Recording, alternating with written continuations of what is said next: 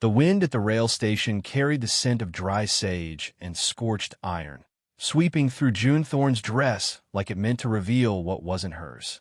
She kept her hands folded neatly, her sister's borrowed gloves hiding the raw half-moons her fingernails had carved into her palms during the train ride west. Smoke drifted off the departing locomotive behind her like shame rising from a scorched soul, and all that remained was the man waiting on the edge of the platform, had held awkwardly against his chest, like he wasn't quite sure where to set his sorrow. June took one careful step toward him. Boaz Hawthorne was larger than she expected, but not in the way her sister Cassidy had laughed about. He stood broad and still, his features plain but kind, eyes shaded and unreadable beneath the brim of his hat. Not grotesque, not simple, just tired, worn in like a boot that had survived too many winters.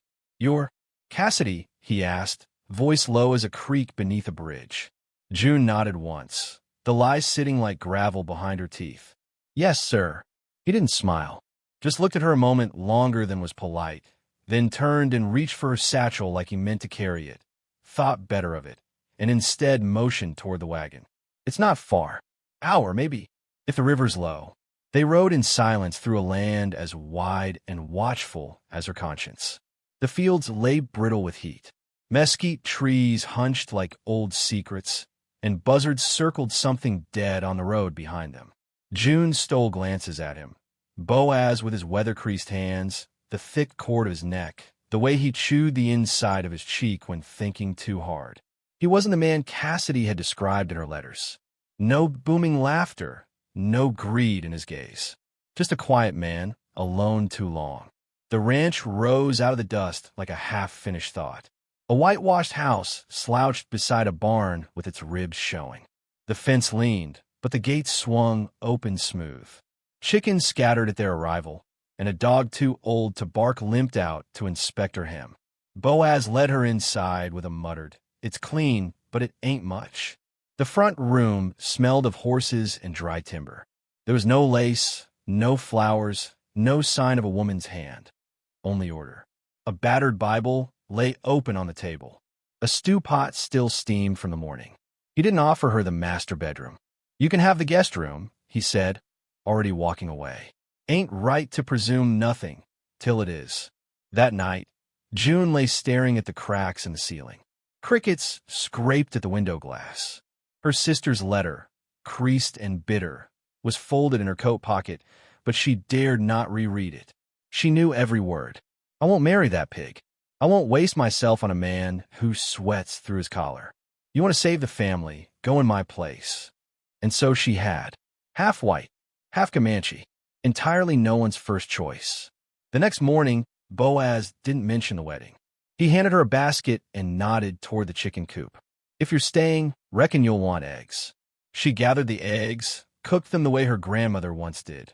Soft yolks, sprinkled salt. Boaz ate in silence.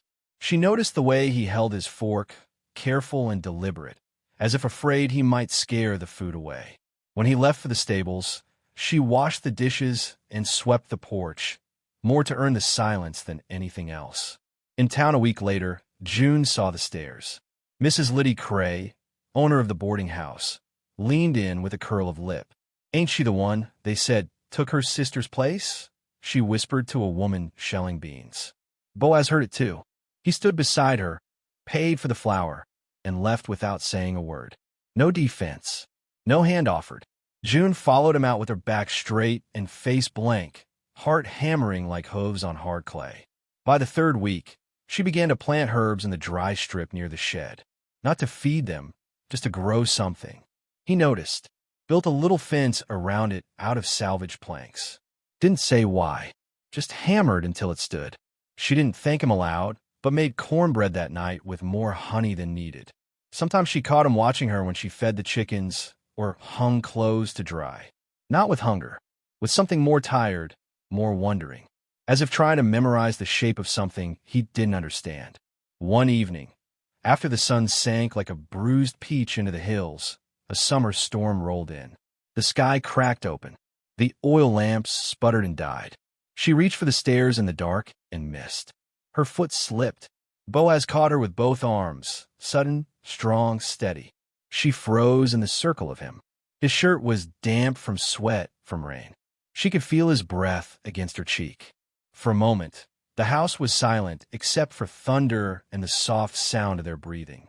Then he set her down as if she were a porcelain thing and stepped back without a word. Later, they sat on the porch in the hush after the rain. The air smelled like clean earth. Fireflies rose from the grass like prayers. Neither spoke. But something had changed. Not spoken, not settled, but felt. He went inside first. She stayed, listening to the land sigh beneath the stars. For once, she did not think of her sister. For once, she didn't wonder if she belonged. But as she turned to go in, a distant sound pricked her ear. The low beat of hooves. Too many for a rider alone. Coming fast. And in her blood, June felt it before she saw it. Her people were coming. And they did not come empty-handed. The riders came at dawn, hooves pounding across the brittle plain like thunder with purpose. June was already up, barefoot in the kitchen, her hair braided and pinned. The biscuits were rising, and Boaz hadn't spoken more than 5 words since she tripped into his arms 3 nights ago. But something between them had begun to hum, a quiet current neither of them dared name. She stepped outside, dishcloth in hand, just as the first rider crested the ridge. 3 figures silhouetted by morning light. 2 younger braves with feathers tied to their braids, and between them, seated on a black pony with skin like tree bark and eyes like still water, Naomi. June's breath caught like a fish in a net. Her grandmother had found her.